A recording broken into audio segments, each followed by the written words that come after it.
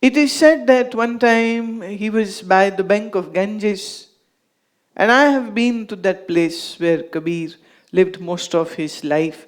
It is just a stone's throw away from Ganges. Now there are so many houses, but at one time it might be just 2 or 3 or 4 houses alone, and you can see the rivers.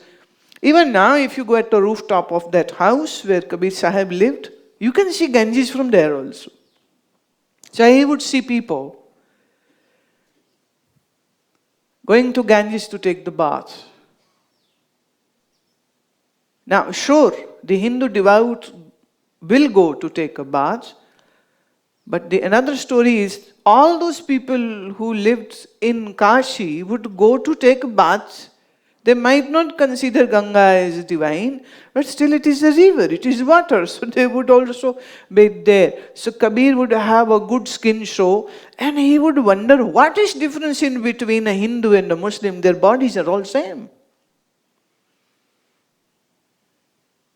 And once you are in the water, see, if you wear a skull cap like a Muslim, you have left it outside. If you wear a tilak, once you take the dip in the Ganges, your tilak is gone. So your forehead and head is all clean. So you don't have any mark of any religion.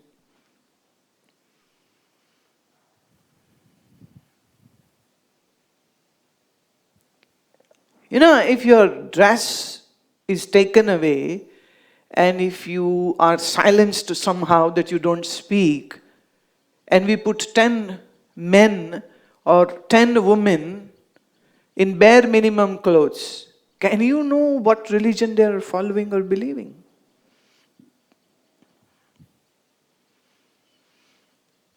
And this boy Kabir would wonder, what is different in between me and my neighbors? One reads Quran and lies, one reads Ramayana and lies. One reads Quran and is rude, another reads Ramayana and is rude. One reads Quran and it kicks the poor people. So does the other person. So Kabir would observe. The more he would observe, the more questions he would have, but no answers. So he was very, very disturbed. And one day, finally, somebody said that, in this observation and his research, he found out that Swami Ramanand, early in the wee hours, goes to Ganges to take a dip. And he kept on following for many days, and he found that is the only time when no chela is with him. No crowd. He goes alone. So he made a plan, and on the staircase which leads to the Ganges, he just took one of the steps, lied down there with the abated breath. And then the time came and Swami Ramanand walked down, and his wooden sandals, his khada were making that sound of cut, cut, cut, loud announcement, somebody is coming, some sannyasi is coming. And when Swamiji laid his foot down, and there's a body there. So he pulled his foot back and he said, "Who is there? Get up. Bol Ram. Speak up, Ram. Why are you lying here? Get up. Speak up, Ram." So Kabir moved away and loudly said, "Ram." Swamiji went to Ganges. Kabir running, racing, comes home in sheer happiness. He's crying out loud, "I have found my Guru." My Guru said, "Get up, Bolram." Gave me mantra too. And soon this news went like a wildfire. And the whole Kashi came to know that Swami Ramanand has made a Muslim boy his disciple. And Swamiji is wondering, when did I do that? I didn't do it. So boy Kabir was summoned. And what did message come? "Swami Ramanandji has called you." And Kabir started dancing. Not only I get a diksha, My Guru is personally calling me. What a good luck. And he said to mother, say, I told you. I told you. I am a disciple of Swami Ramanand. See, now he is calling me. He goes there. And the whole crowd was there. And Kabir sees that, why so many people here? And he's just a young boy, 6, 7 years old. So why so many people? So he walks in and in sheer daylight sees face of his Guru first time. And he had seen how people bow down. So he takes the bow. And Swamiji said, dear son, when did I give you initiation? He said, Swamiji, this morning. He said, but when? He said, this morning when you went for your bath, I was the one on whom you placed. Now Kabir wondered that people go to Guru and wait for an opportunity to touch his feet and put their forehead on their master's feet. And here, what a good luck, the master is placing his feet on me. So he repeated the whole incident. And he said, well, this happened. And you said, get up. Beta Ram bol, O son, speak up Ram. Swamiji laughed. And he said, do you think so this is enough? Kabir was very amazed and he said, but Guruji, is there something more than Ram what you give? Now, it was turn of Swamiji to be bamboozled. I said, no, there is nothing more than Ram to give. And everybody were just waiting with an abated breath. What will Swamiji say? And Swamiji said, okay, if you think that I have given you initiation, and that too in this way, this shows how desperate you were and how much waiting was happening in your heart to meet me and how you planned meticulously. And seeing your age, you never slept whole night. You kept on waiting for me on the staircase. I think so. I am honored to have somebody like you as my disciple because nobody has done like this the way you have done just to meet me. So I hereby announce, you are my disciple. And it is said from that day onward, nobody would stop Kabir from coming inside the ashram. So he would be seated in first, because he's a small boy, so he's seated in first, and he's listening to his Guru, and he had so many questions, and Guru started answering. And now this is celebration. Bandhan kaat kiya Guru mukta, jara maran brahm bhagi hai. My Guru has cut all my bondages and made me mukta. Now my jara means old age, maran is death, brahm is doubts, bhagi hai have been kicked away.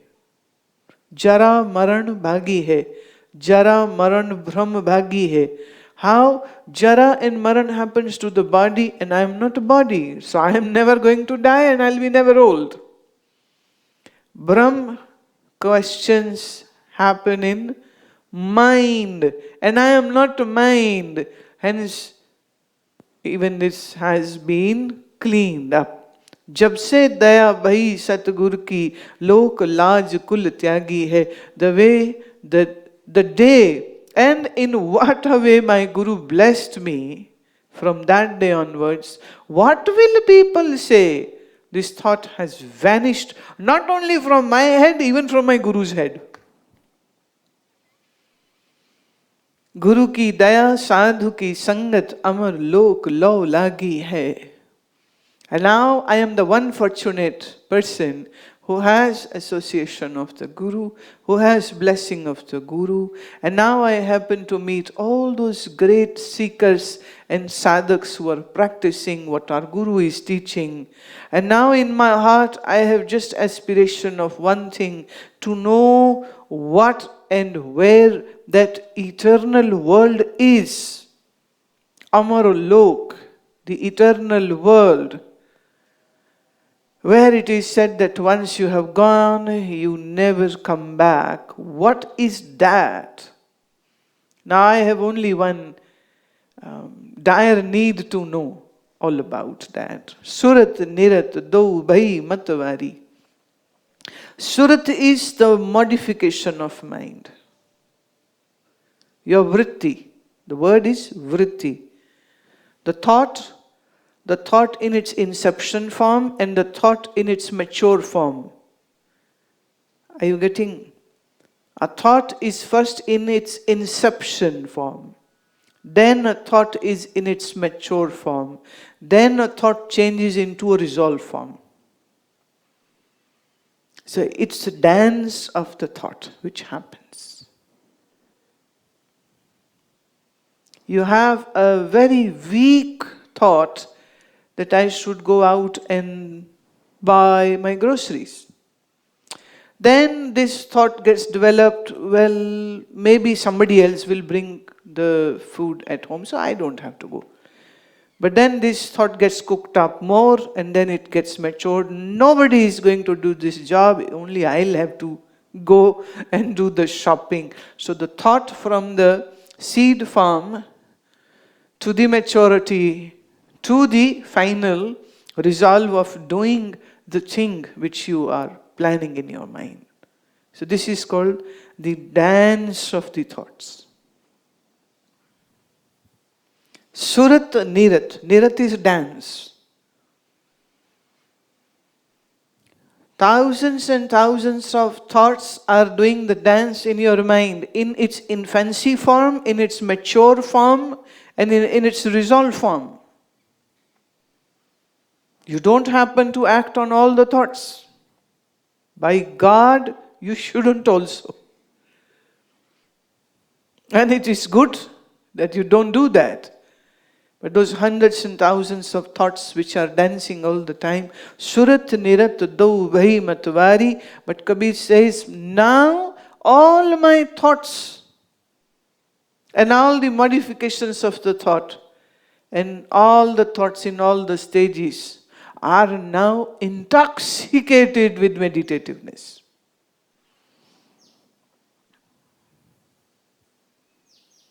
Now mind is intoxicated. Prem Sudha Ras Pagi hai, because I have tasted the divine love.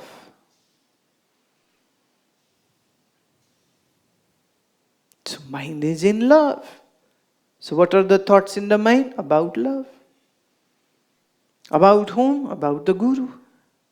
About whom? About eternity. About whom? About truth. Nothing else is left in mind. A young boy was saying that my father drinks too much.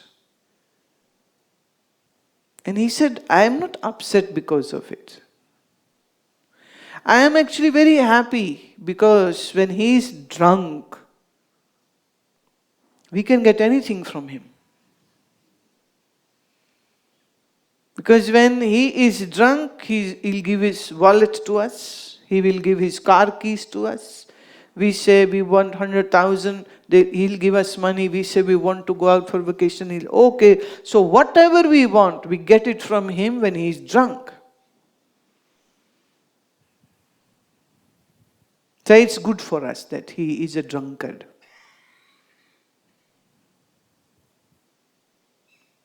Have you ever seen, people who are intoxicated? They are singing songs. If they fall down, even in a sewer, they'll be singing songs over there also. A dog might be licking his face, stray dogs are licking his face. Oh, he's must. And they are happy. And they would be apologizing to, if they had fight with anybody, they would go themselves and ask, "Oh, I'm so sorry." It's only when they are drunk. They are humble, they are nice, they are good fellows. So if the wine and alcohol can have this effect on the people, now please note it, I am not promoting drinking liquor.